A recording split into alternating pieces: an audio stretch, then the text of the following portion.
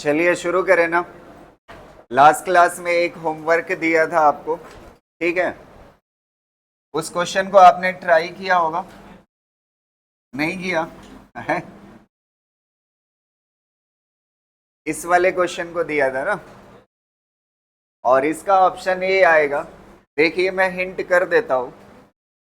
There are two small conducting spheres, each of mass इतना, ठीक है, दोनों का मास इतना है, are suspended from the same point by non conducting string of length 100 centimetre.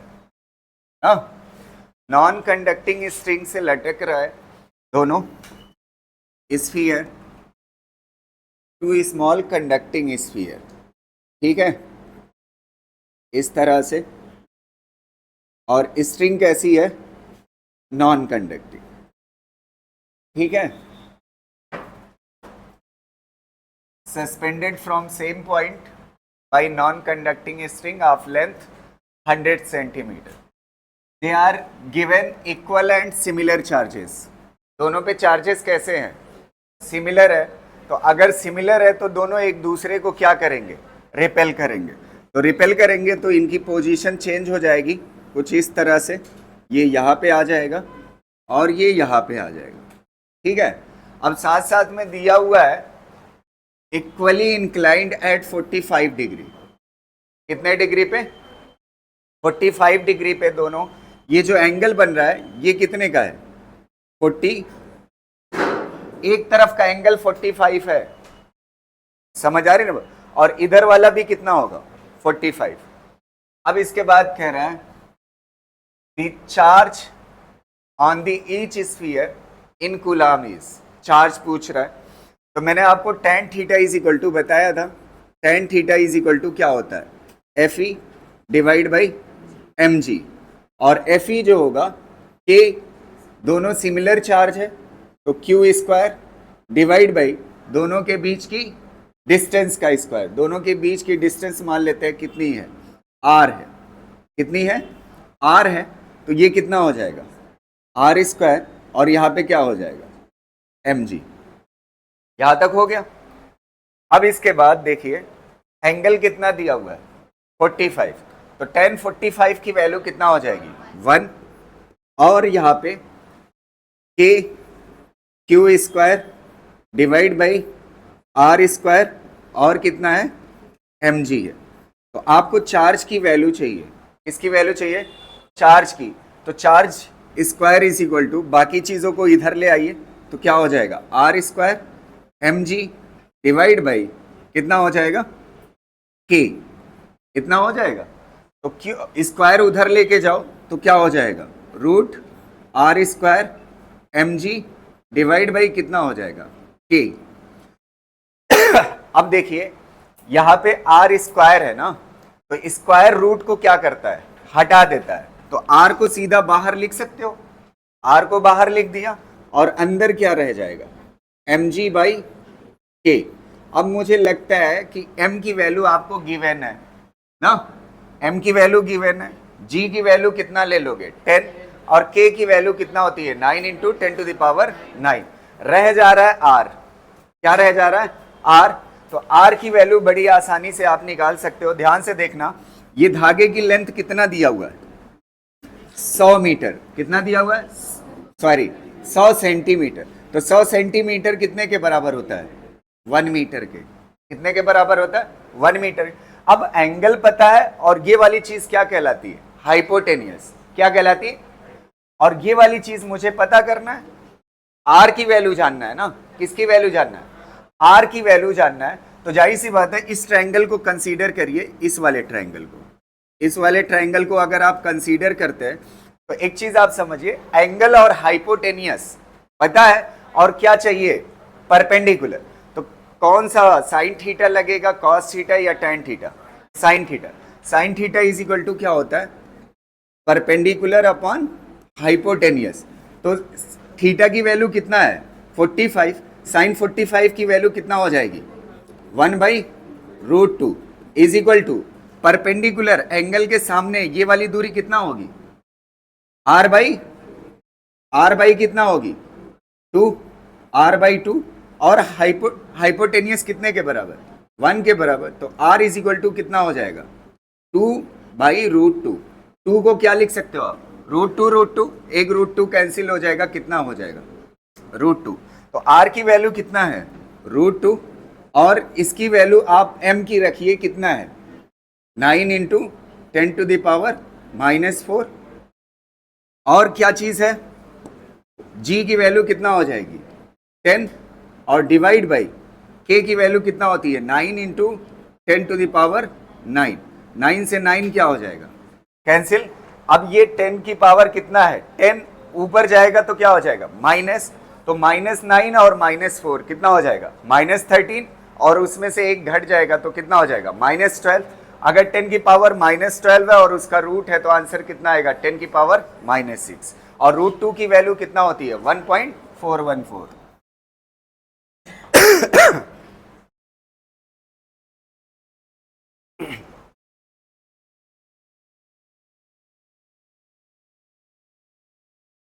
लिख चुके हर कोई। चलिए देखिए नेक्स्ट क्वेश्चन, ये अच्छा क्वेश्चन है, ठीक है। कह रहा है two charges each equal to small q are kept at x is equal to -a and x is equal to +a, x is equal to -a and x is equal to +a। दो equal charges हैं, ठीक है। तो एक चीज आप समझिए, सबसे पहले इसकी पिक्चर बना लेते हैं। ये मान लीजिए ओरिजिन है, ये क्या है, ओरिजिन है। तो इधर जाओगे तो प्लस कहलाएगा और इधर जाओगे तो क्या कहलाएगा, माइनस है। तो कह रहा है दो इक्वल चार्जेस है और दोनों कितने हैं, Q के बराबर, और एक चार्ज कितने पे है, -a पे। तो मान लेते हैं ये वाली जो दूरी है ये यहाँ पे, ये ओरिजिन से ये -a के बराबर है, कितने, -a के बराबर। और यहाँ पे कौन सा चार्ज है, Q है, और ओरिजिन से दूसरा चार्ज जो है वो कितने पे है, +a पे, और यहाँ पे मान लेते हैं दूसरा चार्ज Q है। यहां तक हो गया। अब इसके बाद कह रहा है on the x axis A particle of mass small m and charge q/2 is placed at the origin. एक चार्ज है जो ओरिजिन पे ही है और इसकी वैल्यू कितना है, q/2 है, और इस पे भी चार्ज कैसा है, प्लस ही है, साइन नहीं लगा हुआ है तो प्लस ही है। अब कह रहा है if charge q/2 given a small displacement, दो बार लिख उठा है, given a small displacement along the y axis। इसको क्या करते हैं, इस वाले q/2 को थोड़ा सा एक छोटा सा डिस्प्लेसमेंट देते हैं, और ये मान लेते हैं कितना है, y एक्सिस में है, तो इसको क्या ले लेते हैं, y ले लेते हैं, इसको उठा करके ऊपर कर देते हैं, थोड़ा छोटा सा डिस्प्लेसमेंट दे देते हैं। अब डिस्प्लेसमेंट देने के बाद कह रहा है the net force acting on the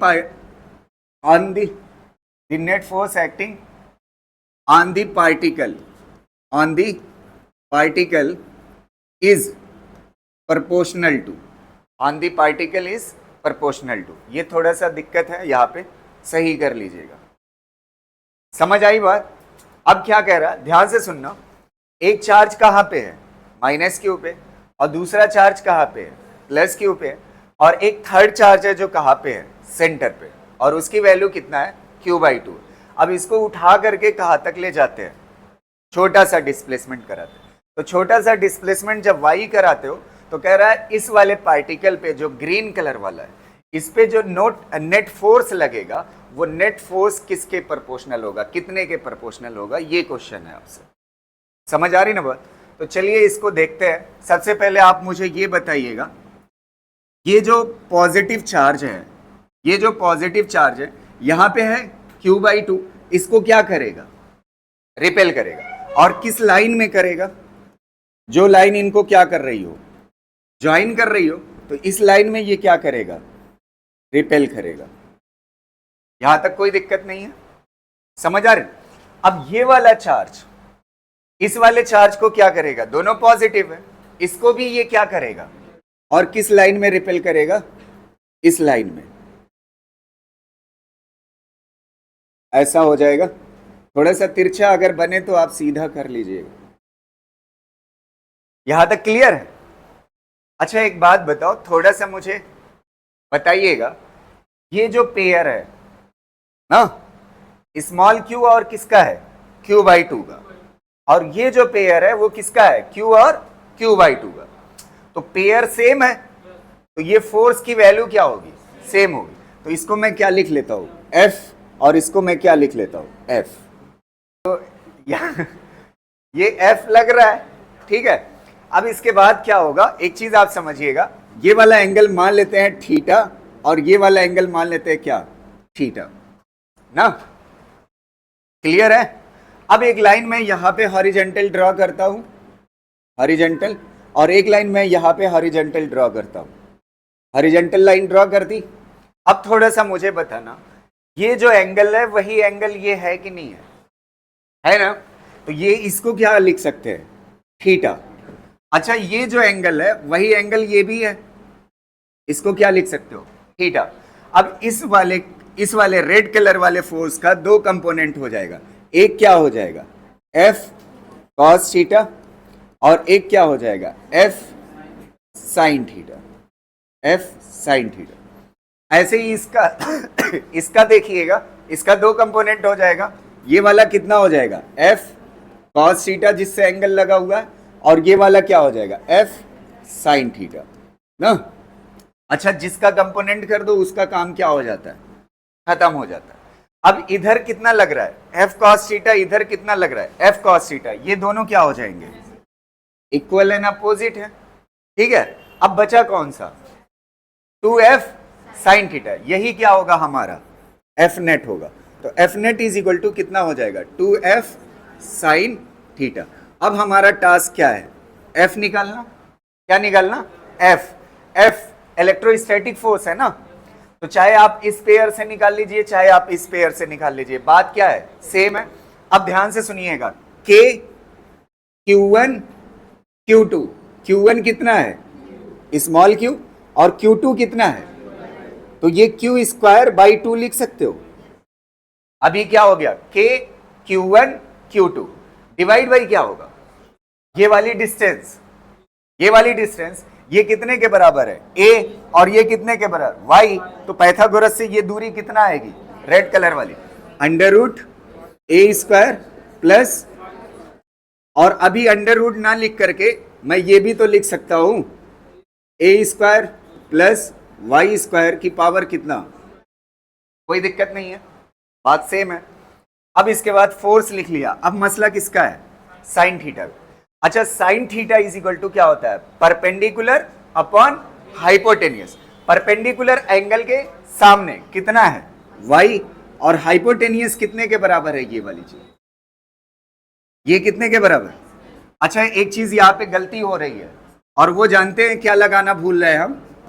देखो k, एक मिनट, k Q1 Q2, तो Q1 कितना है? Q, और Q2 कितना है? Q by 2। तो कितना हो जाएगा? Q स्क्वायर बाई 2, और डिवाइड बाई दूरी का क्या होता है? स्क्वायर। तो इसका क्या करना बचा हुआ है? स्क्वायर करना बचा हुआ है। एक मिनट, यहां तक क्लियर है? Sine theta is equal to क्या होगा? Perpendicular upon hypotenuse. परपेंडिकुलर कितना है? y, और हाइपोटेनियस कितना आएगी? ए स्क्वायर प्लस वाई स्क्वायर की पावर कितना हो जाएगा? 1/2। समझ आ रहे? ये वाली दूरी कितने के बराबर है? Under root A square plus Y square. Under root को क्या लिख सकते हो? 1/2। यहां तक क्लियर है? अब देखिएगा, एक मिनट, ये 2 से 2 क्या हो जाएगा? कैंसिल हो जाएगा। समझ आ? क्या बचेगा? K Q square Y divide by ये वाला जो टर्म है। अच्छा ये पावर की पावर है ना, तो क्या हो जाती है? मल्टीप्लाई। तो ये क्या हो जाएगा? हट जाएगा, 2 से 2 कैंसिल हो जाएगा। कितना बचेगा? ए स्क्वायर प्लस, और इसकी पावर कितना? 1, और इसकी पावर कितना? 1/2। तो बेस सेम हो तो पावर क्या हो जाती है? ऐड। तो 1 प्लस कितना हो जाएगा? 1/2। तो 1 प्लस 1/2 कितने के बराबर? 3/2। तो सीधा लिख सकते हैं ए स्क्वायर प्लस वाई स्क्वायर की पावर कितना हो जाएगा? 3/2। ये क्या हो गया आपका? F net. अब देखिएगा एक शर्त यहाँ पे दी हुई है, y is much much less than a, मतलब a के कंपैरिजन में ये जो y है लगभग क्या है, नेग्लिजिबल। अगर y नेग्लिजिबल है तो y क्या हो जाएगा, हट जाएगा, बचेगा क्या, तो k Q square divide by a square, और उसकी पावर कितना है 3/2, तो पावर की पावर क्या होती है मल्टीप्लाई, 2 क्या हो जाएगा कैंसिल, a की पावर कितना हो जाएगा 3, और क्या बच रहा है y। अब आप देखिए इतनी चीजें k q a क्या है कांस्टेंट, तो force is directly proportional to y, बस आंसर हो गया। समझ आ रही ना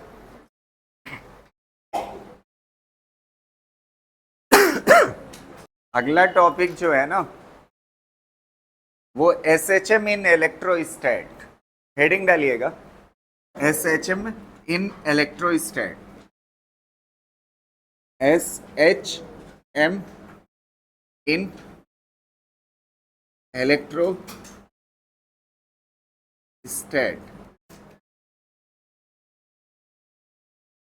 ना। देखो SHM मतलब होता है सिंपल हार्मोनिक मोशन। क्या होता है, सिंपल हार्मोनिक मोशन। ये पूरा चैप्टर है हमारे यहाँ फिजिक्स में, आगे हम पढ़ेंगे इसके बारे में, अभी मैंने पढ़ाया नहीं है, ठीक है। ये क्या होता है, जैसे एक पेंडुलम है, मान लेते हैं ये पेंडुलम है, तो इसको आप हल्का सा उठा करके क्या कर दीजिए, छोड़ दीजिए। तो जब इसको आप छोड़ देंगे तो ये इधर जाएगा एक्सट्रीम तक, फिर उसके बाद वापस आएगा कहाँ तक, मीन तक, इसको मीन पोजीशन बोलते हैं। फिर किधर जाएगा, एक्सट्रीम तक, फिर वापस आ जाएगा किस पे, मीन पे। समझ आ रही ना। तो इसी मोशन को क्या बोलते हैं, SHM बोलते हैं। SHM में एक रिपीट करने वाला मोशन होता है। जैसे मैं आपको फील के लिए बताऊं, आपका जो संडे है हर वीक वापस आ जाता है कि नहीं, तो ये क्या होता है, रिपीट होता है। तो आपको थोड़ा सा फील के लिए मैं खाली इतना बता रहा हूं कि अगर आप देखोगे मैथ में भी ऐसे फंक्शंस होते हैं जो रिपीट होते हैं, जैसे साइन थीटा, क्या साइन थीटा, अच्छा साइन 0 की वैल्यू क्या होती है 0, और साइन 180 की वैल्यू 0, साइन 0 की वैल्यू, साइन 180 की वैल्यू। तो मतलब जब ऐसी रिपीट करने वाली चीजें होंगी तो उसमें साइन और कॉस दिखेगा, क्या दिखेगा। अच्छा tan 0 की वैल्यू, tan 0 की वैल्यू 0, और tan 90 की वैल्यू अनडिफाइंड। तो ये SHM वाला फंक्शन नहीं है, ये वापस नहीं आ रहा है, रिपीट नहीं हो रहा है। तो SHM की इक्वेशंस में क्या दिखता है, क्या दिखता है, रिपीट वाला सीन दिखता है। हालांकि वो चैप्टर जब पढ़ाऊंगा तब पढ़ाऊंगा, ठीक है। देखो मैं इसका डेरिवेशन नहीं कराऊंगा क्योंकि 2 ही सिचुएशन है, और 2 सिचुएशन के अलावा तीसरी है नहीं, और लास्टली आपका डेरिवेशन इतना छोटा भी नहीं है कि आप वहां करके लाओगे आंसर, फाइनली आपको रट के ही जाना है। समझ आ रही ना बात। तो इसलिए हम जो काम की चीज है उतना बताएंगे और उसके बाद सीधा क्या बता देंगे, फार्मूला बता देंगे। तो इसमें सबसे इंपॉर्टेंट चीजें 3 चीजें पूछी जाती है SHM में। कितनी चीजें पूछी जाती है, 3 चीजें। देखिएगा जब ये एक्सट्रीम पे लाए, फिर वापस मीन पे आया, फिर इधर गया, फिर मीन पे आया, तो इसमें जो टाइम लगता है उसे बोलते हैं 1 टाइम पीरियड। क्या बोलते हैं, 1 टाइम पीरियड। तो आपसे क्या पूछा जाता है, टाइम पीरियड पूछा जाता है, और दूसरा क्या पूछा जाता है, साइक्लिक फ्रीक्वेंसी, और तीसरा क्या पूछा जाता है, एंगुलर फ्रीक्वेंसी। तो ये 3 चीजें पूछी जाती है। समझ आ रही ना। तो सबसे पहले हम चार्ज में देखते हैं कैसे SHM होगा, ध्यान से सुनिएगा 1 मिनट। अगर आपके पास एक ये पॉजिटिव चार्ज है कैपिटल Q, और एक ये पॉजिटिव चार्ज है कैपिटल Q ना, ये 2 चार्जेस हैं, और दोनों कैसे हैं, सिमिलर साइन के। कैसे हैं, सिमिलर साइन के। अच्छा अगर मान लेते हैं आपके पास एक नेगेटिव चार्ज है, कैसा चार्ज है, -Q चार्ज आपको दिया। अच्छा ये -Q चार्ज कहां पे रखूं जिससे इस पे नेट फोर्स 0 रहे, कहां पे रखना होगा, सेंटर पे, क्योंकि जितना ये चार्ज है उतना, तो जितना ये फोर्स लगाएगा उतना ये फोर्स लगाएगा, तभी 0 होगा ना। तो दूरी क्या रखना होगा, सेम रखना होगा। तो इस पे नेट फोर्स अभी फिलहाल क्या है, 0 है। तो ये चार्ज किसमें है? इक्विलिब्रियम। ये चार्ज किसमें है? और एक बात बताऊं, ये दोनों फिक्स्ड हैं। ये दोनों कैसे हैं? फिक्स्ड हैं। मतलब इलेक्ट्रोस्टैटिक का कॉन्सेप्ट हम नहीं देख रहे हैं, खाली एक चार्ज की बात कर रहे हैं। ये तो फिक्स्ड है, जबरदस्ती फिक्स्ड है, कील से ठोक करके या जैसे भी करना है कर दिया है हमने ना। अब एक चीज आप देखिए, ध्यान से सुनना, अगर इस नेगेटिव वाले चार्ज को थोड़ा सा इधर खिसकाओ, इधर की तरफ, तो क्या सीन होगा बताइए? ये वाला फोर्स क्या हो जाएगा? ज्यादा। अच्छा, ये क्या कर रहा है? अपनी तरफ खींच रहा है, तो ये ज्यादा हो जाएगा, और ये वाला क्या हो जाएगा? कम हो जाएगा ना। तो ये इधर की तरफ जो फोर्स लग रहा है वो क्या है? ज्यादा। और कौन लगा रहा है? ये लगा रहा है। और जो इधर की तरफ फोर्स लग रहा है वो क्या है? कम। वो ये लगा रहा है ना। तो अच्छा ये बताओ, अगर इस पे ये वाला फोर्स ज्यादा हो जाएगा तो किधर जाएगा ये चार्ज? इधर जाएगा ना। तो क्या ये अपनी पोजीशन को वापस आने की कंडीशन में है? तो ये एसएचएम नहीं कर सकता, लेकिन एक जगह करेगा। ध्यान से देखिएगा, अगर इसको ऊपर लेके चले जाए, किधर लेके चले जाए? ऊपर, थोड़ा सा यहां पे लेके चले जाए ना। अब जब इधर लेके जाओगे, ध्यान से सुनना मेरी बात को, जब आप इधर लेके जाओगे तो ये वाला पॉजिटिव है और ये कैसा है?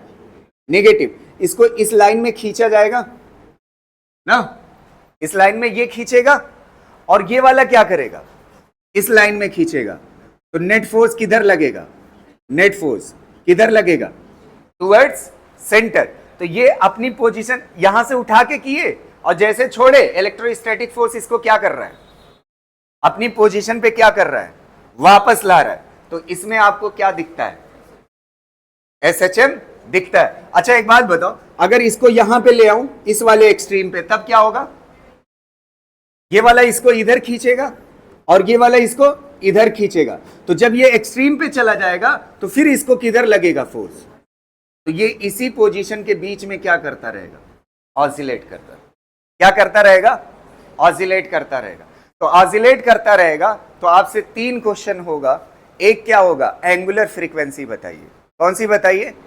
और दूसरा क्या होगा? साइक्लिक फ्रीक्वेंसी बताइए। और तीसरा क्या होगा? Time period. तो सीधा मैं इसका फार्मूला बता दे रहा हूं। अच्छा ये बताओ, एक सबसे इंपॉर्टेंट बात जो आपको यहां पे लिखनी है, जो आपसे पूछी जा सकती है, वो ये है कि अगर नेगेटिव चार्ज है, ये दोनों कैसे हैं? Like charge. ये दोनों कैसे हैं? Like charge. और लाइक चार्ज के बीच में कौन है? Unlike charge. अनलाइक चार्ज को अगर आप चाहते हो कि वो क्या करे? ऑसिलेशन करे। क्या करे?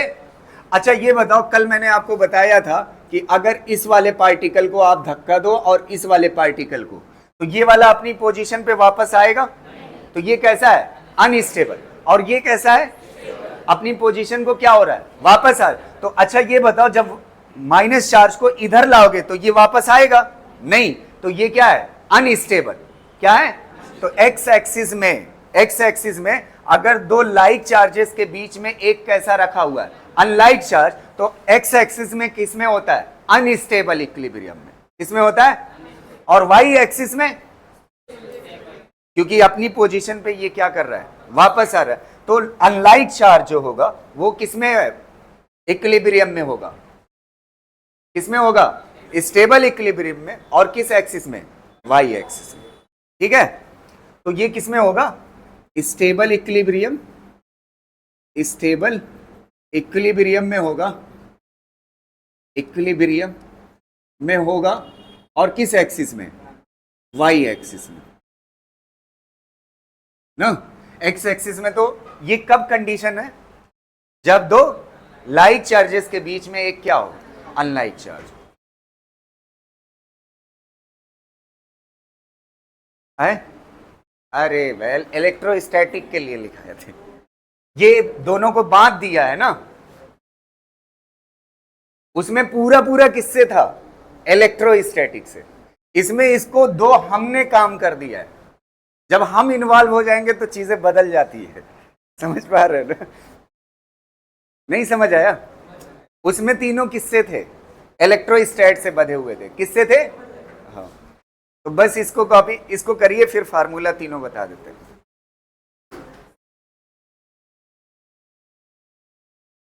चलो यहां तक हो गया ना? अगला देखिएगा, फार्मूला देख लेते हैं। एक मिनट रुको, ये तीन चीजें देखिए थोड़ा सा इसको। Omega, omega is equal to जो होगा under root 2k capital Q small Q divide by m l की पावर 3।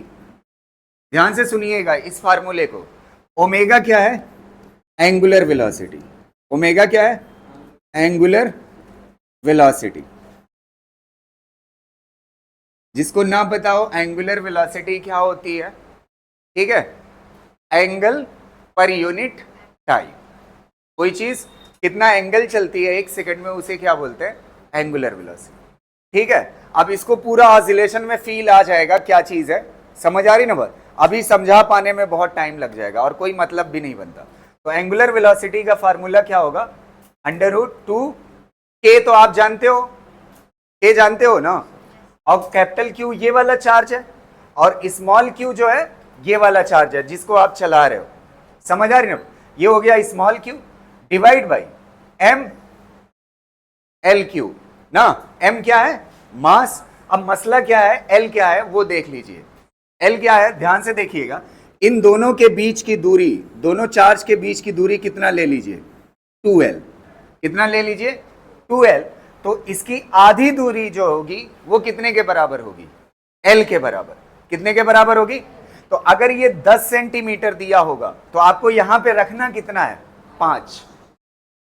कितना रखना है? 5। तो ये जो आंसर आ रहा है ये कब के लिए? जब दोनों चार्जेस के बीच की दूरी कितना हो? 2l। ये बात जहन में रखनी है। पता चला उठा के 10 सेंटीमीटर रख दिए तो गड़बड़ हो जाएगा। समझ पा रहे हो ना? ठीक है, तो इस फार्मूले को, अच्छा ये हो गया।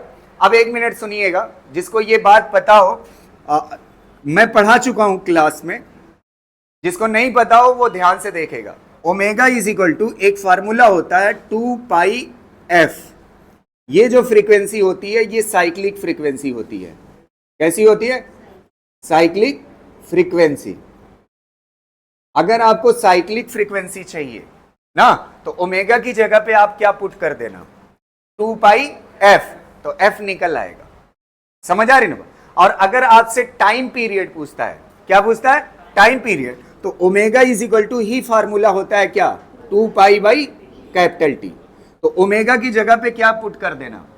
2 पाई बाई कैपिटल टी। तो यहां से क्या निकल आएगा? टाइम पीरियड निकल आए। तो ये एंगुलर वेलोसिटी का फार्मूला, इसी से हम क्या निकाल लेंगे? Cyclic frequency. साइक्लिक फ्रीक्वेंसी मतलब एक साइकिल में, साइक्लिक फ्रीक्वेंसी मतलब क्या होता है? एक सेकंड में कितना चक्कर कोई चीज लगाती है। जैसे ये पंखा घूम रहा है, अगर एक सेकंड में ये 10 चक्कर लगाता है तो इसकी ये क्या है? Cyclic frequency. और एंगुलर फ्रीक्वेंसी क्या होता है? अच्छा, जब 10 चक्कर घूमेगा तो एंगल कितना घूमा? एक चक्कर में कितना एंगल घूमता है? 2 पाई। तो 10 चक्कर में कितना घूमेगा? फ्रीक्वेंसी हो गई एंगुलर। तो ये एंगुलर है और ये कौन सी है? साइक्लिक। और ये क्या है? एक चक्कर लगाने में जो टाइम लगता है। इससे आप निकाल सकते हो। कर लीजिए इसको।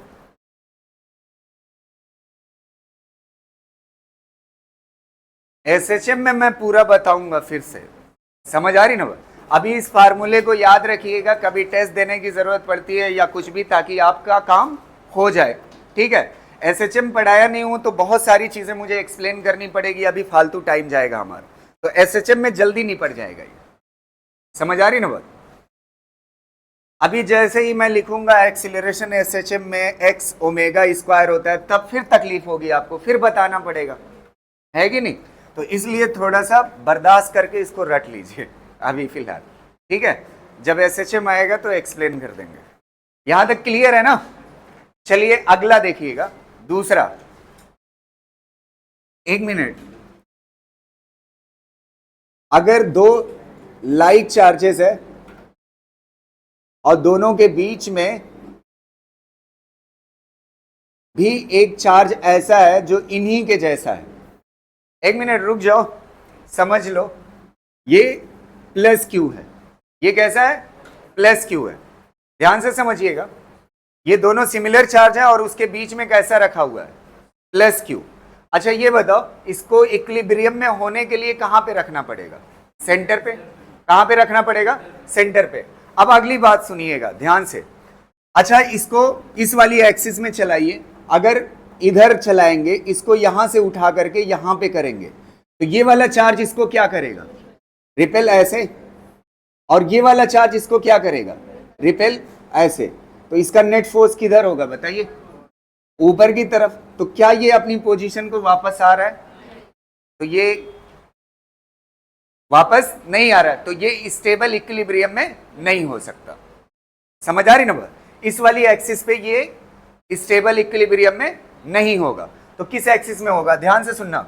अगर इसको थोड़ा सा इधर लेके चले आओ, इधर लेके आओ, इधर लेके आओगे तो ये वाला फोर्स, ये वाली दूरी, अच्छा ये जो चार्ज है इस पे पॉजिटिव है ना, तो किधर फोर्स लगाएगा? इधर लगाएगा ना।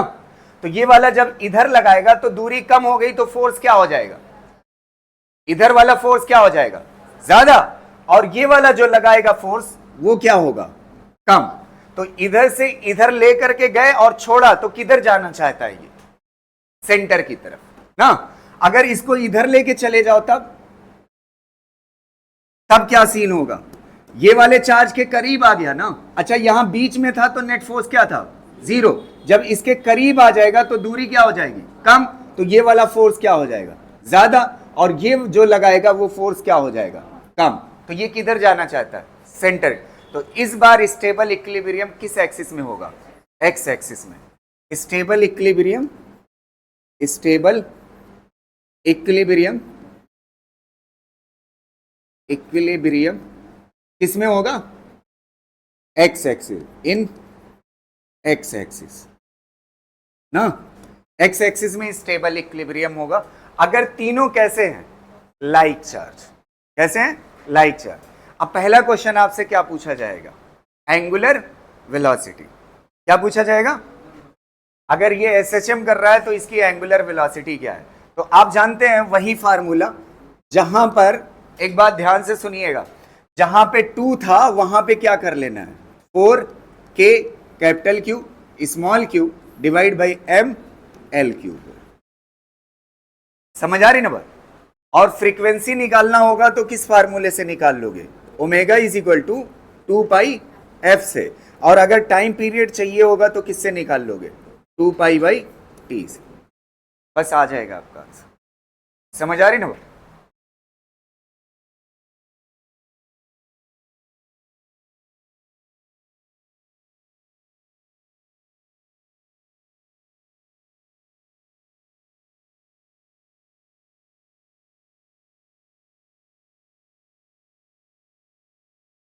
याद रखिएगा कि दोनों चार्जेस के बीच की दूरी कितना हमने ली है? 2l। तो यहां पे l चाहिए, आधी दूरी यहां पे रखो। ठीक है? वैसे क्वेश्चन आने के कम चांस है, अगर आया तो थ्योरेटिकल आएगा। कैसा आएगा? थ्योरेटिकल। ये वाली जो लाइन है वो सबसे इंपॉर्टेंट है। समझ आ रही ना?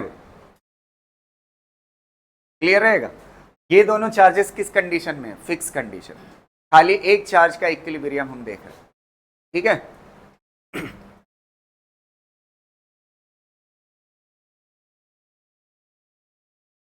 एक छोटी सी बात देख लीजिए। ठीक है? और वो छोटी सी बात फोर्स पे है। जैसे आपको पता है दो चार्जेस है, Q1 Q2, और इसके बीच की दूरी कितनी है? R। तो इलेक्ट्रोस्टैटिक फोर्स एक चार्ज दूसरे चार्ज पे कितना लगाता है? कितना होता है फार्मूला? K की जगह पे क्या लेते हैं? 1/4 pi epsilon not Q1 Q2 upon R square होता है। ये फोर्स होता है और इसको बोलते हैं F नॉट। क्या बोलते हैं? F नॉट बोलते हैं। अगर इसी को, ये किस में रखा हुआ है? एयर में। अगर इसी को उठा करके किसी मीडियम में रख देते हो, किसमें रख देते हो? मीडियम में। तो मीडियम में रखने के बाद ये दूरी कितनी है? R के बराबर। और ये चार्ज कितना है? Q1 Q2 ना। और ये किस में रखा हुआ है? किसी मीडियम, किसी मीडियम में रखा हुआ है। तो अब आप देखिएगा, अगर ये मीडियम में रखा हुआ है तो आपको पता है ये वाला फोर्स का फार्मूला क्या होता है? F medium is equal to 1/4 pi epsilon naught epsilon R Q1 Q2 by R square होता है ना। अगर आपको याद हो, मैंने ये पढ़ाया बहुत अच्छे से, ये वाली चीज कितने के बराबर होगी? ये वाली चीज कितने के बराबर होती है? F naught. तो F medium is equal to कितना हो जाएगा? F naught divide by epsilon R. कितने के बराबर होगा? एफ मीडियम मतलब जैसे यहां पे मैंने आपको समझाया था, एक बार फिर समझा दे रहा हूं। अगर ये फोर्स कितना था? 10 न्यूटन, और जिस मीडियम में उठा करके इन दोनों चार्जेस को रखे हो उसकी रिलेटिव परमिटिविटी कितना है? मान लेते हैं 5 है। कितना है? 5 है। तो इस मीडियम में फोर्स जानते हैं कितना हो जाएगा? 10 डिवाइड बाई 5 कितना हो जाएगा? 2 न्यूटन हो जाएगा। मीडियम में रखने पे फर्क आ जाता है। कितने का आ जाता है? इतना गुना फोर्स एप्सिलॉन आर गुना क्या हो जाता है? घट जाता है। तो आपसे एक चीज पूछ सकता है, कितना फोर्स घटा? क्या पूछ सकता है? जैसे यहां पे कितना था? 10, और जब मीडियम में रखा तो कितना हो गया? कितना हो गया? 10 डिवाइड बाई एप्सिलॉन आर की वैल्यू कितनी है? 5, तो कितना हो गया? 2। तो आप कितना फोर्स घटा बताइए? कितना घट गया? 8 क्या हो गया? घट गया। तो कैसे पता चलेगा? F not minus F medium, यही होगा ना? एफ नॉट माइनस, अच्छा एफ नॉट और एफ मीडियम कितने के बराबर है? एफ मीडियम कितने के बराबर है? F naught divide by epsilon R. तो यहां से एफ नॉट क्या कर लीजिए? कॉमन, यहां से क्या हो जाएगा? 1 minus 1 divide by epsilon R. तो मीडियम के आने की वजह से कितना फोर्स घटता है, ये वाला फार्मूला वैल्यू दे देगा। समझ आ रही ना? ये क्या हो जाएगा? फोर्स डिक्रीज्ड ड्यू टू क्या? मीडियम। समझ आ रही ना बात? एफ नॉट कितना था? 10, और मीडियम वाला फोर्स कितना हो गया? 2। तो इसका डिफरेंस क्या आएगा बताइए? जो मीडियम की वजह से फोर्स क्या हुआ है? घटा है, वो वैल्यू आ जाएगी। तो ये फार्मूला याद रखिएगा, इस पे क्वेश्चन आ सकता है। ठीक है?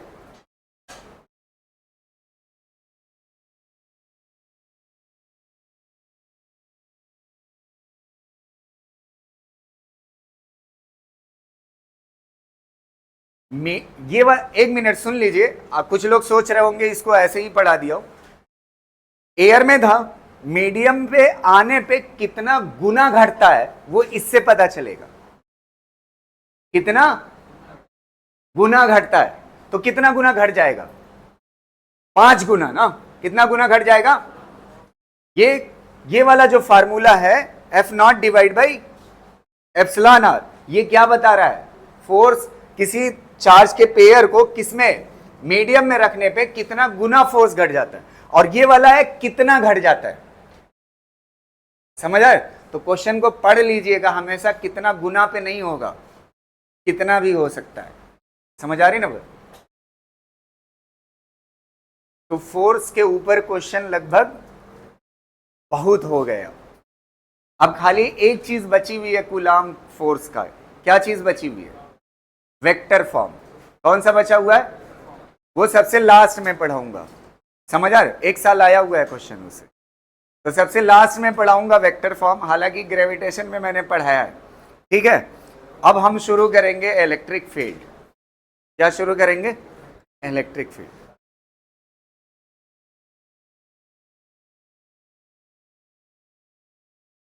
लिख चुके ना? हेडिंग डालिएगा इलेक्ट्रिक फील्ड।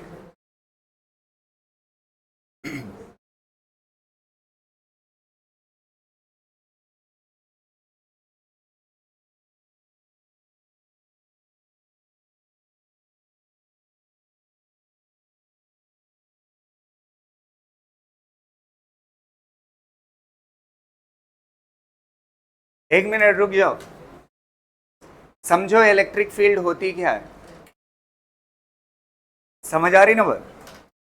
देखो, अब यहां से हमारे पास 2 चार्जेस पड़ रहे थे ना। कूलाम फोर्स में कितने चार्ज पड़े हैं? 2 चार्ज के बारे में। इसी में से एक चार्ज क्या कहलाएगा? Source charge. क्या कहलाएगा? Source charge. क्या कहलाएगा? Source charge. और दूसरा क्या कहलाएगा? ये स्मॉल क्यू ले लेते हैं और इसको क्या बोलेंगे? Tested charge. कौन सा चार्ज?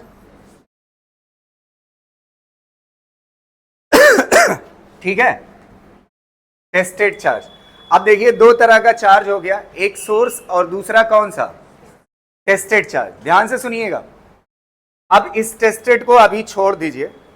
ये जो सोर्स है ना, वो क्या बनाता है? फील्ड बनाता है। क्या बनाता है? अपने चारों तरफ फील्ड बनाता है।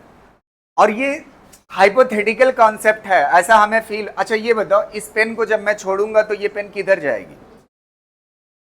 तो जनरली क्या होता है? जनरली क्या होता है, इस पेन को अगर ये नीचे जा रही है, तो एक बात बताओ, जो हम अपनी लाइफ में देखते हैं, अगर मुझे आपको धक्का देना हो तो मेरा हाथ कांटेक्ट में आना चाहिए आपसे ना। तो ये वाला कैसा फोर्स है? Non contact. कैसा है? तो नॉन कांटेक्ट होने की वजह से मतलब लोग सोच रहे हैं कि इसको एज्यूम कर लिया जाए, इसका हाथ ऐसा है जो इसको खींच रहा है, जो हमें दिख नहीं रहा है। और वो जो हाथ दिख नहीं रहा है, जो इसको खींच रहा है, उसी को क्या बोलते हैं? फील्ड बोलते हैं। समझ आ रही ना बात? तो ये ना दिखने वाला हाथ, तो सोर्स चार्ज क्या बनाता है?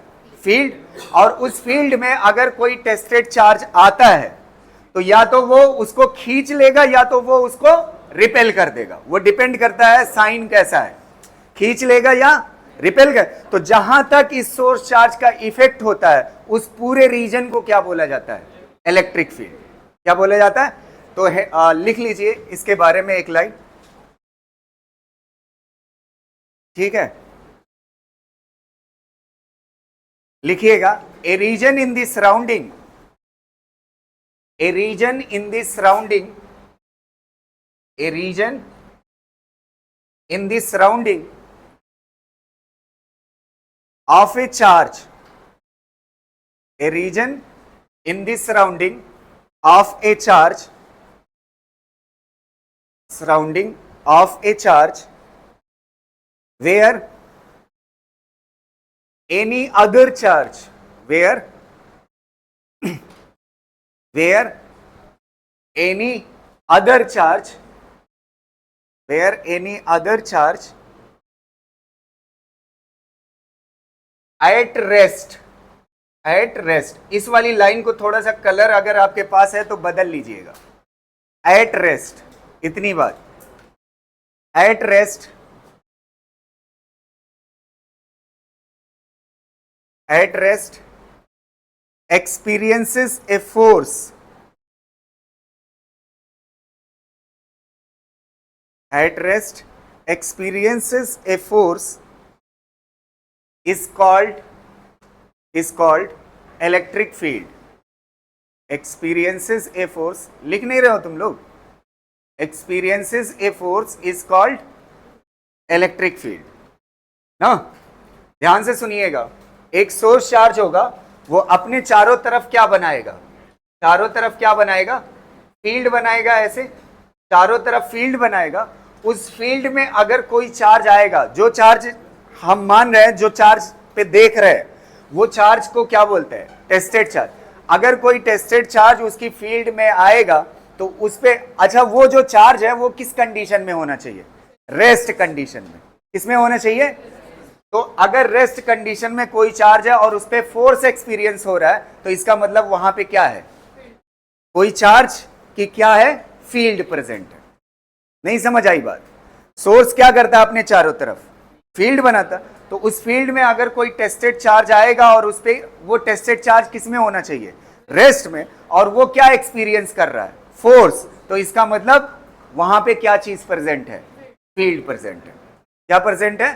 फील्ड पर। अब अगली बात सुनिएगा, इंपॉर्टेंट।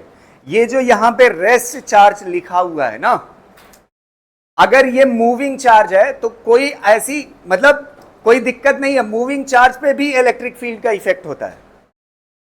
किस पे होता है? लेकिन जब मैग्नेटिज्म पढ़ोगे ना, तो अगर कोई चार्ज मूव करता है और उस पे फोर्स लग रहा है, क्या लग रहा है? तो हो सकता है वो मैग्नेटिक फील्ड की वजह से लग रहा हो। तो मतलब मूविंग चार्ज एक ऐसा, एक मिनट यार सुनो ध्यान से, अगर एक मूविंग चार्ज है ना, क्या कर रहा है, मूविंग चार्ज, अब मूविंग चार्ज पे क्या लग रहा है, फोर्स लग रहा है, तो अब दो फील्ड है, एक इलेक्ट्रिक फील्ड है और एक, तो मूविंग चार्ज जो होता है ना उस पे फोर्स इलेक्ट्रिक फील्ड भी लगा सकता है और मैग्नेटिक भी लगा सकता है, लेकिन जो रेस्ट होता है उस पे सिर्फ इलेक्ट्रिक फील्ड लगा सकती है, इसलिए यहां पे क्या लिखा हुआ है, रेस्ट चार्ज। समझ आई बात, क्लियर रहेगा ना। चलिए ये हो गया क्या चीज, इलेक्ट्रिक फील्ड के बाद। अब हेडिंग डालिएगा electric field intensity, electric field intensity.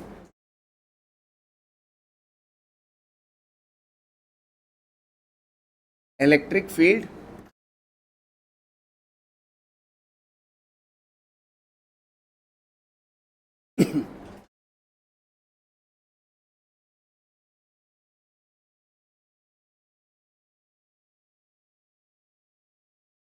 Electric field intensity देखना, एक मिनट, इलेक्ट्रिक फील्ड इंटेंसिटी क्या होती है,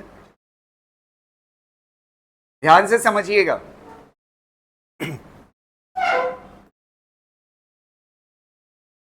एक मिनट इधर देखो, इलेक्ट्रिक फील्ड इंटेंसिटी क्या होती है, जैसे दो चार्जेस है, बढ़िया से समझिएगा, ये कैपिटल क्यू है सोर्स और ये कौन सा है, टेस्टेड, और इसके बीच की दूरी कितनी है, आर, तो कूलम फोर्स कितना लगेगा, कूलम फोर्स कितने के बराबर होगा, के Q1 Q2 बाई क्या होगा, आर स्क्वायर ना।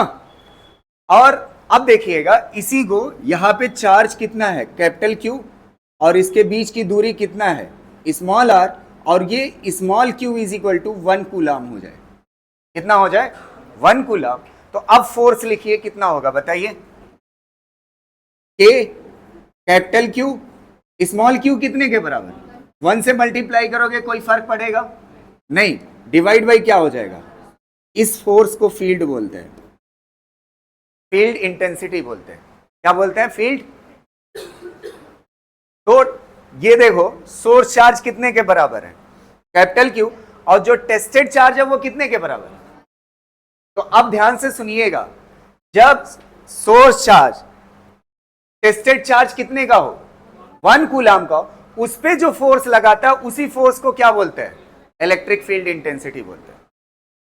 और जब ये सोर्स चार्ज किस पे फोर्स लगा रहा है, टेस्टेड पे, और ये चार्ज की वैल्यू 1 कूलम को छोड़ करके हो, 1 कूलम को कुछ भी वैल्यू हो, 2 3 4 5 6 कूलम कुछ भी हो, हाफ हो, कुछ भी हो, अगर ये जो टेस्टेड चार्ज है 1 कूलम को क्या है छोड़ करके, तो जब एक चार्ज दूसरे चार्ज पे फोर्स लगाता है तो उसे क्या बोलते हैं, फोर्स बोलते हैं।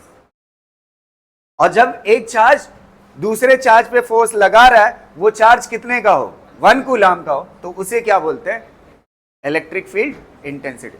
तो फील्ड क्या है, बेसिकली फोर्स है यार, फील्ड क्या है, एक स्पेशल तरीके का फोर्स है, एक स्पेशल तरीके का मतलब एक कूलम पे जो फोर्स लगे उसे क्या बोलते हैं, फील्ड, और एक कूलम को छोड़ करके जिस पे फोर्स लगे उसे क्या बोलते हैं, फोर्स बोलते हैं।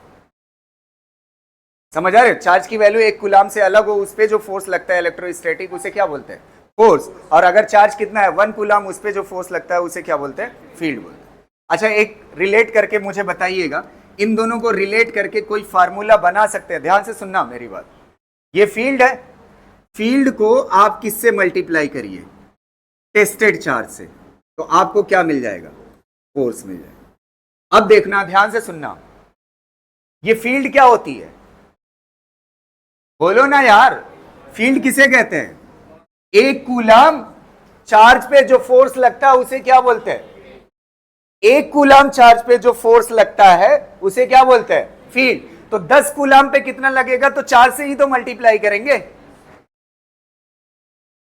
तो फील्ड क्या है, एक कूलम पे कितना फोर्स लगता है वो पता चल जाएगा, तो 10 कूलम पे कितना लगेगा, 10 से क्या कर देंगे, मल्टीप्लाई।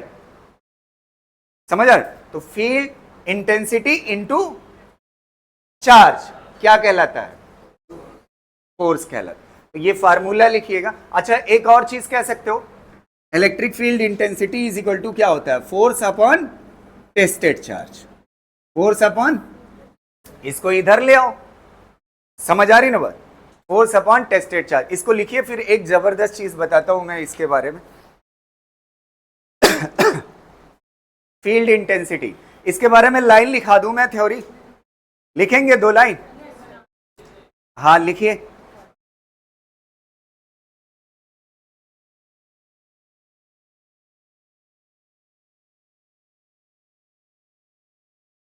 लिखिएगा, at a point in the region of, at a point, at a point in the region, at a point in the region of electric field, at a point in the region of electric field, at a point in the region of electric field, in the region of electric field, its strength is defined as,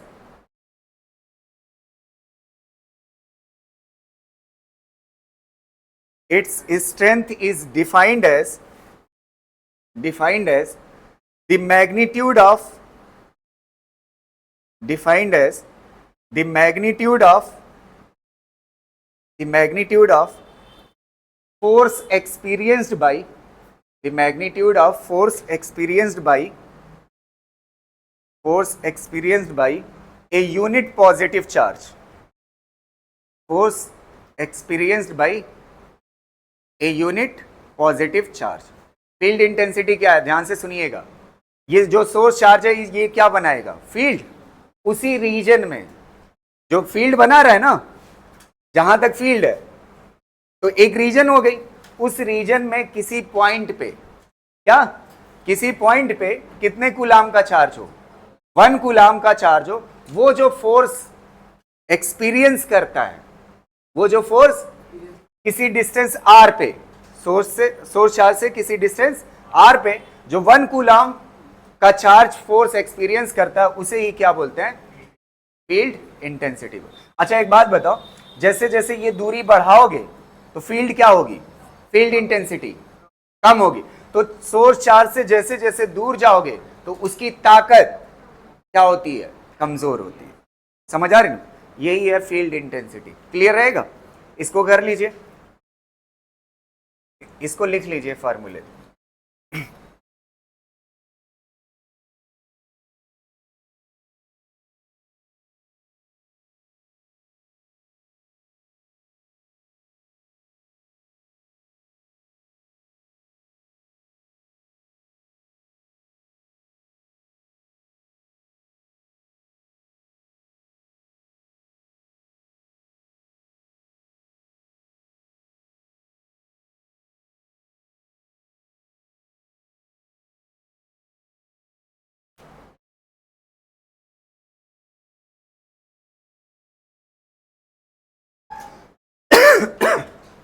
यहां तक clear है, हो गया ना। अच्छा अब सबसे पहले यूनिट और डायमेंशन देख लेते हैं। ये फील्ड इंटेंसिटी है ना, इसकी यूनिट क्या होगी, फोर्स की न्यूटन, और इसकी क्या होगी, चार्ज की कूलम। अगर आपको याद हो डायमेंशन फोर्स की क्या होती है, एम एल टी माइनस 2, और कूलम की मैं पढ़ा चुका हूं, कूलम की क्या होती है, ए टी। अब ये कितने के बराबर हो जाएगा, अच्छा टी ऊपर जाएगा तो क्या हो जाएगा, एम एल, टी ऊपर जाएगा तो -1, -2 पहले से है तो कितना हो जाएगा, -3, और ए ऊपर जाएगा तो क्या हो जाएगा, ए -1। ये हो गई ई की क्या, डायमेंशन। और ए ई की यूनिट क्या होती है, न्यूटन पर कूलम। और भी यूनिट्स होती हैं, वो आगे जैसे जैसे चैप्टर बढ़ेगा पोटेंशियल के फॉर्म में वो हम देखेंगे। समझ आ रही है, अभी फिलहाल क्या होती है, न्यूटन पर कूलम होती है, और ये क्या हो गई, डायमेंशन। और तीसरी चीज लिखिएगा, ये कैसी क्वांटिटी होती है, वेक्टर। कैसी क्वांटिटी होती है, वेक्टर ना।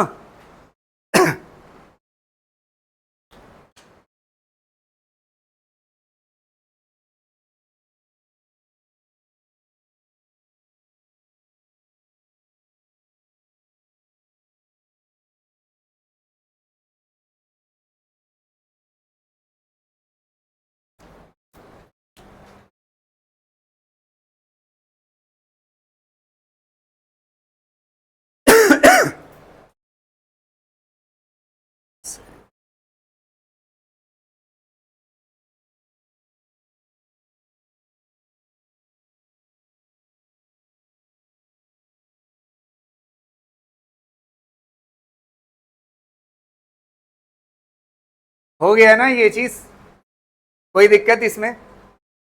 ये वेक्टर कैसे होता है, ध्यान से सुनिएगा, फील्ड की डायरेक्शन के बारे में एक चीज ना, एक मिनट एक बात सुनिएगा। जैसे यहां पे इलेक्ट्रिक फील्ड है, अब जाहिर सी बात है कि मैं बना रहा हूं फील्ड की डायरेक्शन वेक्टर क्वांटिटी, ये मैं बना रहा हूं, फील्ड दिखती नहीं है ना, तो अगर नहीं दिख रही है तो कैसे पता चलेगा कि ये एरो इधर होगा या इधर होगा? तो इसका ध्यान से सुनिएगा। अगर यहां पे मान लेते हैं फील्ड है बोर्ड पे ना, अगर पॉजिटिव चार्ज रखने के बाद जिस तरफ ये चलना शुरू कर देगा, जिस तरफ ये क्या करना शुरू कर देगा, चलना शुरू कर देगा, वो डायरेक्शन किसकी होगी? इलेक्ट्रिक फील्ड की होगी। कौन सा चार्ज? पॉजिटिव। अगर पॉजिटिव चार्ज जिस तरफ चलेगा उस तरफ डायरेक्शन ऑफ क्या होगी?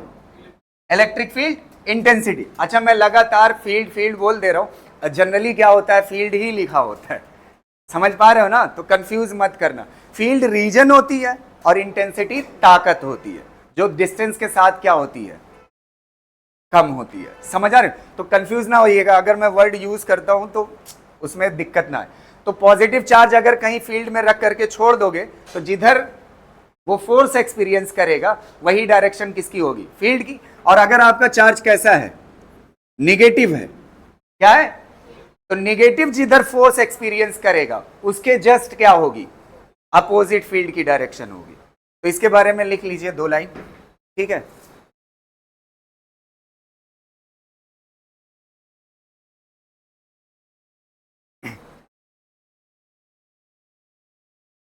its direction is along the its direction is along the its direction is along the force experienced by positive charge. Its direction is along the force experienced by the positive charge. Force experienced by the positive charge and next line लिखिएगा, and opposite to the and opposite to the and opposite to the force experienced by the negative charge. Force experienced by the negative charge. तो negative charge जिस तरफ force experience करेगा उसके just क्या होगी? Opposite होगी field. Clear रहेगा ना? समझ आई बात? अब कुछ चीजें टेस्टेड चार्ज की बात कर लेते हैं हम, ध्यान से बहुत ही केयरफुली समझिएगा ना।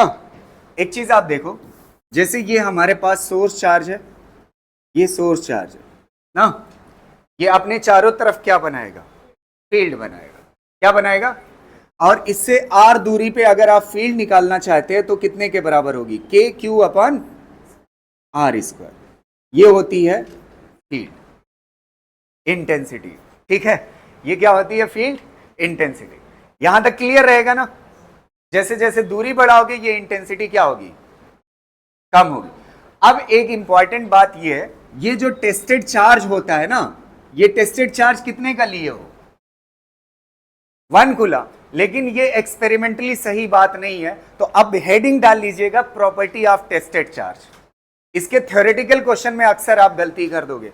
हेडिंग डालिएगा प्रॉपर्टी ऑफ टेस्टेड चार्ज।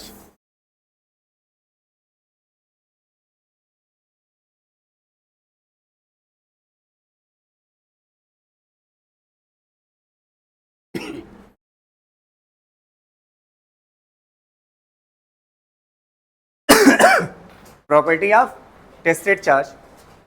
देखिए टेस्टेड चार्ज की खासियत क्या होनी चाहिए? टेस्टेड चार्ज जो है ना, इसका मैग्नीट्यूड, इट्स मैग्नीट्यूड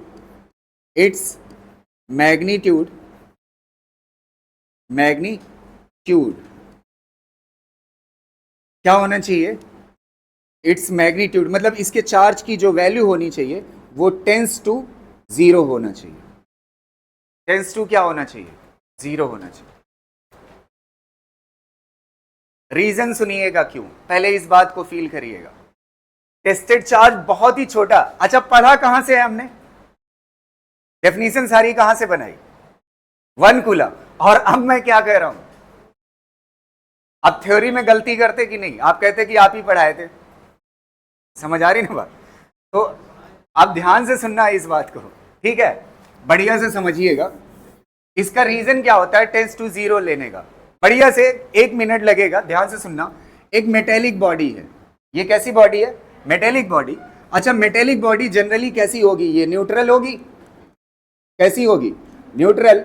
इस पे पॉजिटिव और निगेटिव चार्ज कैसे होंगे? सेम होंगे, इक्वल होंगे ना। अब ध्यान से देखिएगा, एक काम करते हैं हम, यहां पे एक टेस्टेड चार्ज रखते हैं। क्या रखते हैं? Tested charge. और ये टेस्टेड चार्ज मान लेते हैं स्मॉल क्यू है। कितना है? Small Q. समझ आ रहे? और इस बॉडी पे जो चार्ज है वो मान लेते हैं मैंने चार्ज दिया। अच्छा, मेटल को जब आप चार्ज देते हो तो वो कहां चला जाता है बताइए? ये जो न्यूट्रल वाले चार्जेस है ये अंदर रहेंगे, जो बाहरी चार्ज आप दोगे वो कहां चला जाएगा? सरफेस पे। कहां चला जाएगा? सरफेस पे। अब मान लेते हैं ये जो चार्ज है ना, ये ताकतवर है, इसके पास क्या है? स्ट्रेंथ है। इसके पास क्या है? स्ट्रेंथ है। अगर इसके पास स्ट्रेंथ होगी ना, जब इसके करीब लाओगे तो इसके अंदर के नेगेटिव चार्जेस को ये खींच देगा। अच्छा, मेटल के पास क्या होता है? Free electron. मेटल के पास क्या होता है? फ्री, मतलब इसके एटम का जो न्यूक्लियस होता है वो इलेक्ट्रॉन को क्या करता है? छोड़ रखता है। क्या रखता है? छोड़ के रखता है, फ्री रखता है। तो फ्री इलेक्ट्रॉन इसके अंदर है ना, तो जब ये पॉजिटिव चार्ज आएगा तो इस फ्री इलेक्ट्रॉन को क्या करेगा? अट्रैक्ट करेगा। तो अट्रैक्ट करके, ये मान लेते हैं निगेटिव चार्जेस थे, इन निगेटिव चार्जेस को अट्रैक्ट करके कहां कर दिया? बाहर कर दिया, सरफेस के। तो ये कैसा हो जाएगा? ये कैसा हो जाएगा बताइए? न्यूट्रलाइज हो जाएंगे ना। ये कैसे हो जाएंगे? न्यूट्रलाइज हो जाएगा बाहर का हिस्सा। अच्छा, जहां से निगेटिव चार्ज आया है वहां पे कैसा चार्ज हो जाएगा?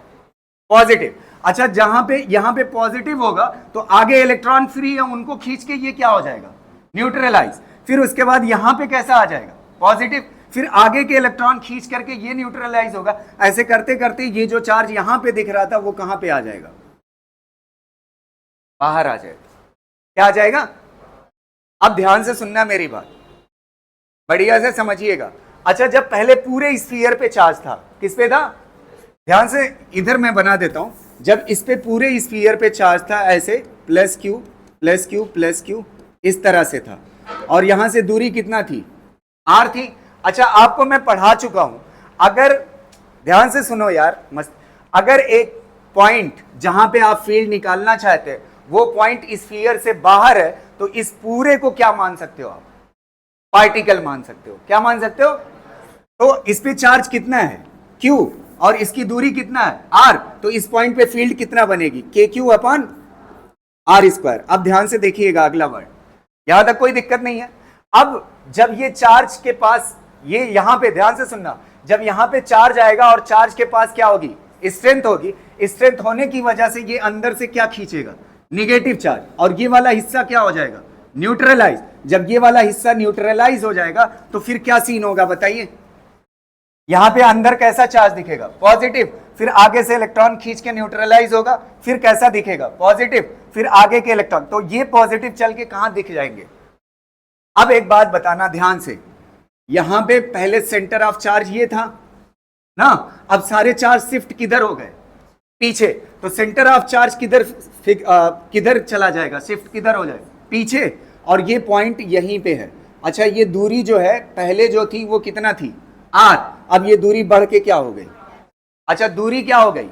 बढ़ गई। तो फील्ड अगर देखोगे तो फील्ड क्या हो जाएगी? दूरी के साथ क्या होती है? तो ये वाला कैसा इफेक्ट पैदा कर दिया? Inductive effect. क्या कर दिया? अगर ये चार्ज बहुत छोटा होता तब इंडक्टिव इफेक्ट पैदा करता। अगर ये बहुत छोटा होता तो इसकी फील्ड पे इफेक्ट नहीं डालता। इसीलिए कहते हैं टेस्टेड चार्ज कैसा लेना चाहिए? कैसा लेना चाहिए? 10 to 0 लेना चाहिए, जिससे जो सोर्स चार्ज है उसकी फील्ड पे इफेक्ट ना आए। अब बात आती है, तो सारी डेफिनेशन 1 कूलम पे क्यों बना दी? ध्यान से सुनना। इलेक्ट्रिक फील्ड का फार्मूला, इलेक्ट्रिक फील्ड इंटेंसिटी का फार्मूला क्या होता है? Force upon tested charge. क्या होता है? Tested charge. अब देखो, ये मेरी गलती नहीं है 1 कूलम, देखना अभी अपने आप आंसर आ रहा है, इसमें मेरा कोई मतलब कोई मिस्टेक मेरी नहीं है। अच्छा, ये बताओ, मान लेते हैं दो चार्ज थे, एक कैपिटल क्यू था और एक स्मॉल क्यू, उसको लिखने की जरूरत नहीं है, वो सारी चीजें मैं अभी लिखा दूंगा, समझ आ रही? दो चार्ज थे, एक कैपिटल क्यू था और एक स्मॉल क्यू था। अब इसके बाद देखिए इनके बीच में जो फोर्स लग रहा है, मान लेते हैं के Q1 Q2 upon R square रखा, सब कुछ रखा, वो आ गया 10 न्यूटन। कितना आ गया? 10 न्यूटन। अब ध्यान से देखिएगा, ये जो टेस्टेड चार्ज होना चाहिए वो बहुत छोटा होना चाहिए। क्या होना चाहिए? लगभग टेंस टू कितना होना चाहिए? 0। तो इसको मान लेते हैं 0.0001 कर लेते हैं। अब देखिए ये कितना बढ़ जाएगा फोर्स, इसको सॉल्व करिए, सॉल्व करिए, कितना आएगा बताइए, कितना आएगा? 10 और कितना 0, 1 2 3 4, ये कितना आ जाएगा? 4 0 ना, इतना आ गया। अब ध्यान से सुनना, फोर्स की यूनिट क्या होती है? न्यूटन। और चार्ज की क्या होती है? हमें सॉल्व करने के बाद आंसर पर कूलाम आ रहा है। अच्छा फील्ड पढ़िए, किसे कहेंगे? एक कूलाम को खींचने के लिए जितने फोर्स की जरूरत है उसे क्या बोलते हैं? फील्ड। यहां से नई डेफिनेशन दी गई है, समझ आ रही ना? वो हम यहां से बोल रहे हैं। तो टेस्टेड चार्ज कैसा होना चाहिए? लगभग टेंस टू क्या होना चाहिए? 0 होना चाहिए, जिससे सोर्स की फील्ड पे कोई इफेक्ट ना पड़े। समझ आ रहे हो? लेकिन डिफाइंड कैसे करते हैं टेस्टेड चार्ज, कैसा लेकर के? 1। अब रीजन सुनिएगा, 1 पढ़ने का मतलब क्या है, ध्यान से सुनना मेरी बात को। अगर अच्छा ये बताओ, एक कूलाम चार्ज पे जो फोर्स लगता है उसे क्या बोलते हो? फील्ड। तो अगर 10 कूलाम पे जानना होगा तो क्यू से क्या कर लेंगे? तो फोर्स निकल आएगा। बस हमने आसानी के लिए ऐसा किया। समझ आ रही ना बात? क्लियर रहेगा ये बात? तो लिख लीजिए टेस्टेड चार्ज कैसा होना चाहिए? Tends to 0। रीजन लिखिएगा ब्रैकेट में, it should not affect, it should not affect, it should not affect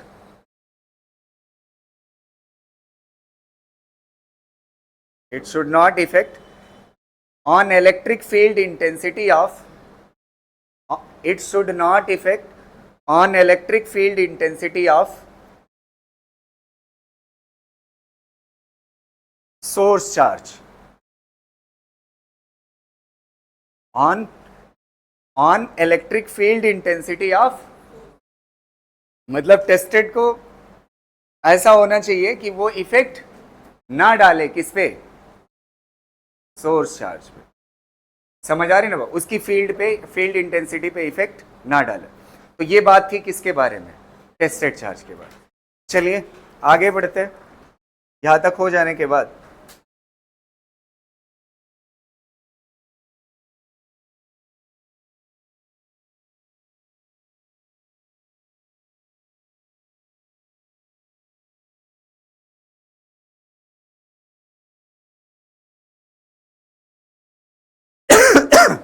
एक मिनट के लिए एक छोटी सी बात सुन लीजिए, फिर क्वेश्चन करते हैं। अब कुछ रह नहीं गया है फील्ड में। अच्छा अगर पॉजिटिव चार्ज है, कैसा है? पॉजिटिव चार्ज, तो फील्ड किधर होती है? फील्ड की डायरेक्शन किधर होगी? बाहर की तरफ। किधर होगी? आउटवर्ड होगी ना, आउटवर्ड होती है, आउटवर्ड होती है। और अगर निगेटिव है तब तो क्या होती है? इनवर्ड होती है। ये बात लिख लीजिएगा, बाकी आगे आप क्वेश्चन करेंगे।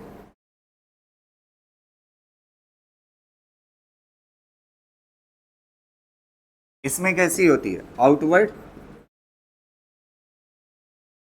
और ये कैसी होती है? इनवर्ड। ना बे ऐसा हंसो कि मुझे ना पता चले है।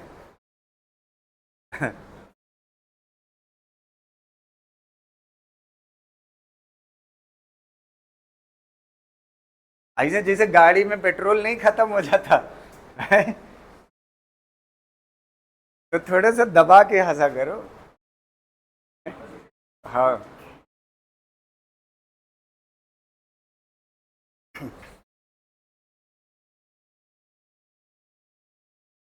असल में हूं तो मैं भी इंसान ना, फिर ये मन करने लगता है जानने का क्या हुआ है कि एक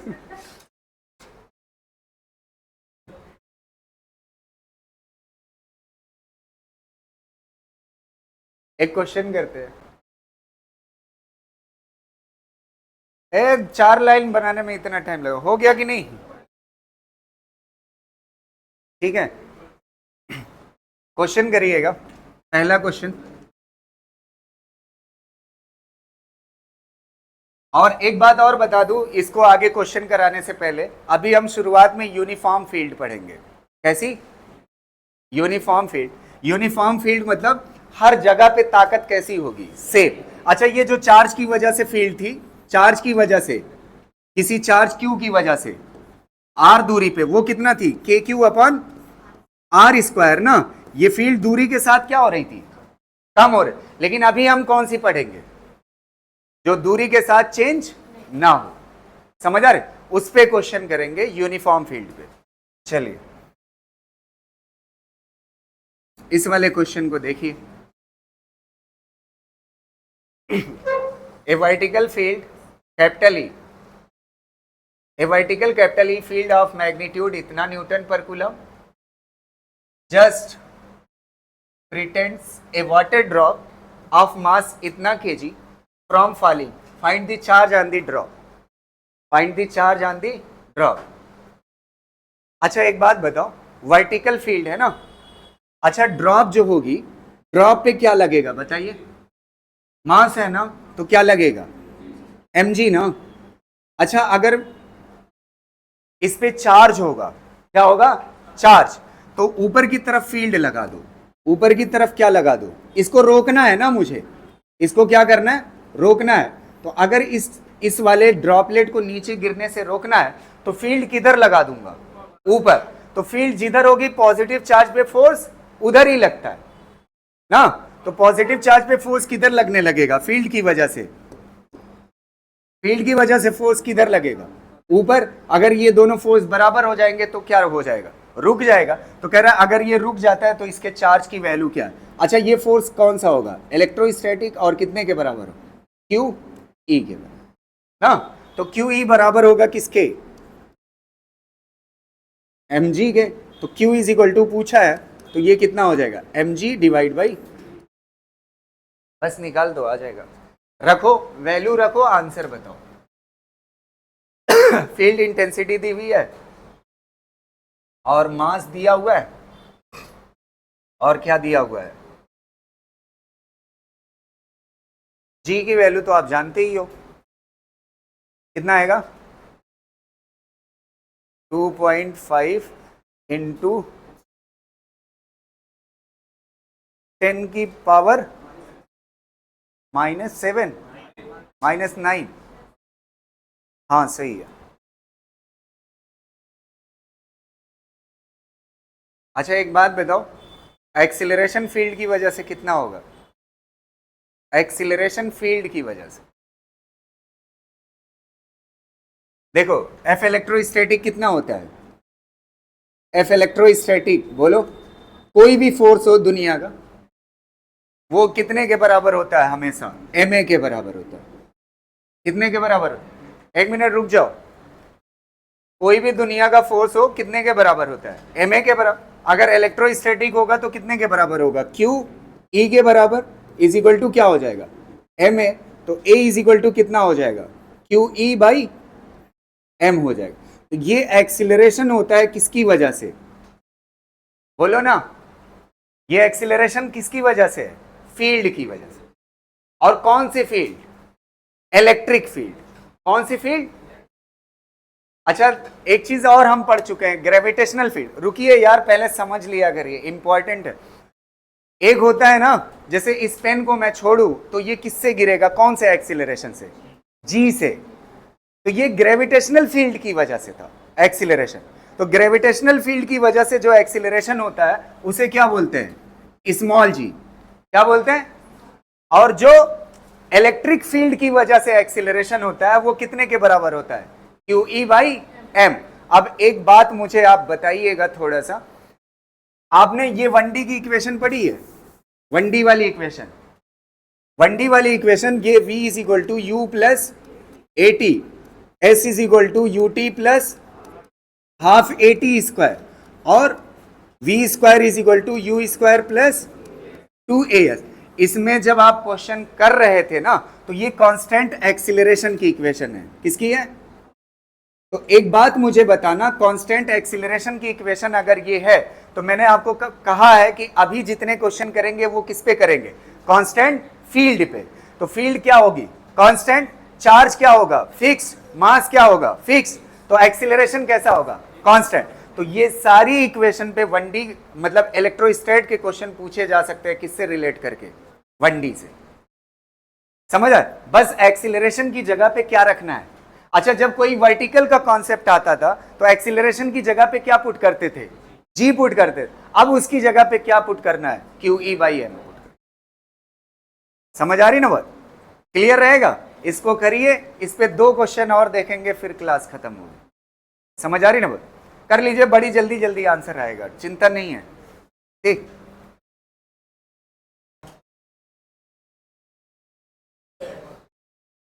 हो गया ना?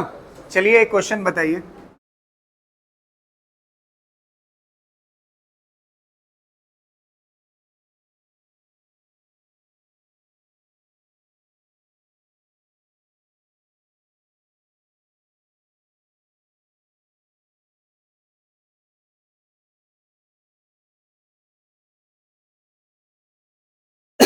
पढ़िएगा इस क्वेश्चन को।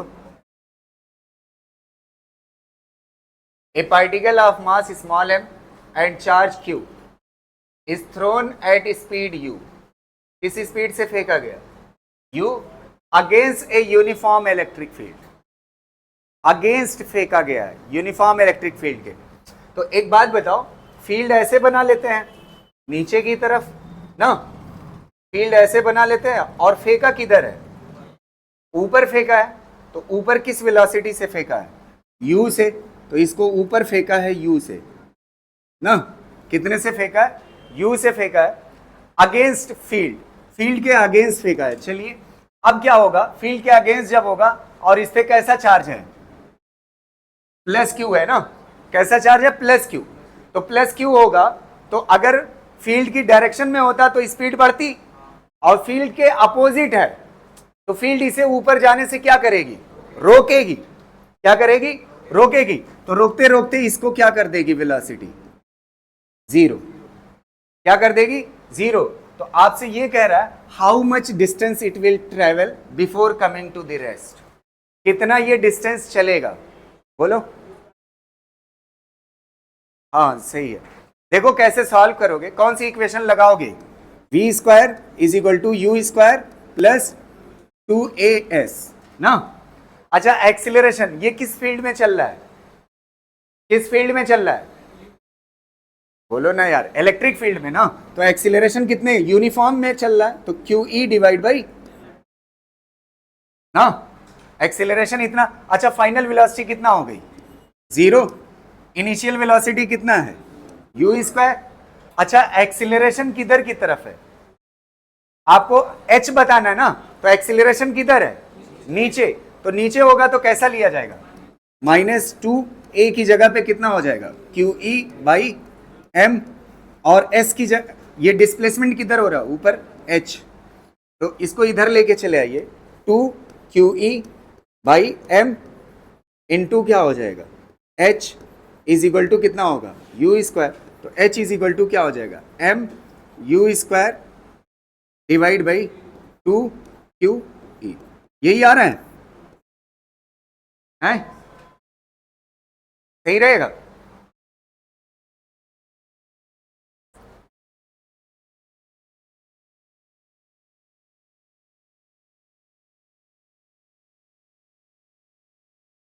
ये इस क्वेश्चन का सलूशन नहीं लिख रहा हूं, एक अगली वैरायटी को बताना है इसलिए मैं लिख रहा हूं। ये तो आंसर हो चुका है। v is equal to U plus A T, S is equal to U T plus half A T square, और v square is equal to U square plus 2as। देखो ध्यान से, अगली चीज सुनिएगा, अगला क्वेश्चन देखिएगा। ये नीट में क्वेश्चन आया था, ध्यान से सुनना मेरी बात को। इसको लिख चुके हो कि नहीं? है। इस रेड कलर वाले को छोड़ के लिखना, ठीक है, लिख लो। लिख चुके ना? चलिए अगली चीज देखिएगा। एक मिनट, एक मिनट रुको, इधर देखो। ये तीनों इक्वेशन कब के लिए है? जब एक्सीलरेशन कैसा हो? कांस्टेंट हो। अच्छा ये बताओ, जब कोई पत्थर नियर द अर्थ सरफेस गिरता था तो किस एक्सीलरेशन से गिरता था? जी से। और वो जी कैसा होता था? कांस्टेंट होता था। उसका मास से कोई लेना देना नहीं होता था। तो मास से लेना देना नहीं होता था तो एक क्वेश्चन हम करते थे, एक 5 केजी का बॉडी हो और एक 2 केजी का बॉडी हो और एक ही टाइम पे छोड़ा जाए तो दोनों जमीन से कब टकराएंगे? सेम टाइम, क्योंकि एक्सीलरेशन मास पे डिपेंड, लेकिन इसका करता है इलेक्ट्रोस्टैटिक एक्सीलरेशन जो होता है वो किस पे डिपेंड करता है? और जो ग्रेविटेशन वाली चीजें पढ़े हैं उसमें एक्सीलरेशन मास पे डिपेंड, तो सेम टाइम पे पहुंचता था। तो इसमें पूछ दिया था एक साल, इलेक्ट्रॉन और प्रोटॉन को अगर सेम फील्ड में क्या किया जाए, गिरने का मौका दिया जाए। सेम फील्ड मतलब फील्ड की ताकत क्या हो? ई की वैल्यू सेम हो। सेम फील्ड में छोड़ा जाए तो कौन पहले जमीन पे पहुंचेगा? ये वाला क्वेश्चन पूछा था। तो इसको मैं दे रहा हूं, आप बताइएगा आंसर।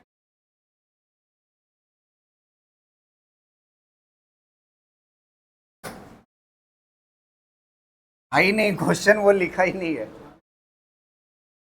रुक जाओ रुक जाओ, अरे हमें इतना आता है, लिखवा लेंगे हम, ठीक है।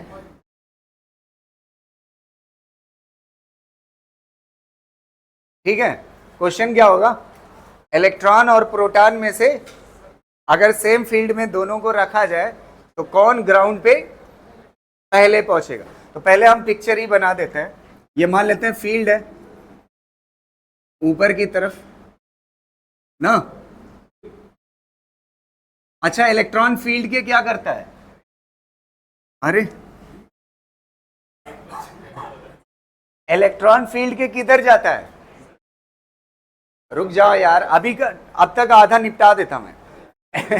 इलेक्ट्रॉन फील्ड के किधर चलता है? अपोजिट ना। तो इलेक्ट्रॉन ये नीचे गिरेगा ना, और इधर फील्ड बनाते हैं। यही फील्ड है और ये किधर हो गई? नीचे हो गई, सेम फील्ड। और इसमें किसको रखते हैं? प्रोटॉन को। प्रोटॉन पे कैसा चार्ज होगा? पॉजिटिव। और ये किधर जाएगा? नीचे ना। अब इसमें से पूछा था कौन पहले पहुंचेगा, समझ आ रही ना बात? तो कौन पहले पहुंचेगा अगर ये जानना है तो S इज इक्वल टू क्या होता है? UT plus half AT square. अच्छा एक बात बताना, थोड़ा इनिशियल वेलोसिटी दोनों की क्या है? 0। हाँ, तो ये 0 हो गया। अच्छा हाइट क्या है? सेम। अच्छा किधर गिर रहा है? नीचे। तो ये कैसा हो जाएगा? माइनस। और एक्सीलरेशन किधर है? नीचे। तो एक माइनस इसकी वजह से आएगा और ये कितने के बराबर? QE/m। और ये क्या हो जाएगा? T square. क्या हो जाएगा? T square. माइनस माइनस क्या हो जाएगा? अच्छा टाइम को छोड़ करके और मास को छोड़ करके बाकी चीजें कैसी है? फिक्स्ड है। दोनों के लिए क्या है? सेम है। तो टाइम का रिलेशन मास के साथ कैसा है? जिसका मास ज्यादा होगा उसका टाइम ज्यादा होगा। तो प्रोटॉन क्या होगा? प्रोटॉन का टाइम क्या होगा? ज्यादा। जिसका टाइम ज्यादा लगेगा वो बाद में पहुंचेगा। प्रोटॉन को टाइम क्या लगेगा और इलेक्ट्रॉन को टाइम? तो इलेक्ट्रॉन जल्दी पहुंचेगा और प्रोटॉन बाद में पहुंचेगा। ये एक साल नीट में पूछा था।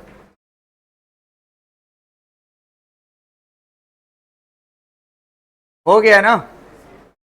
तो आज की क्लास इतना ही। Thank you. ठीक है।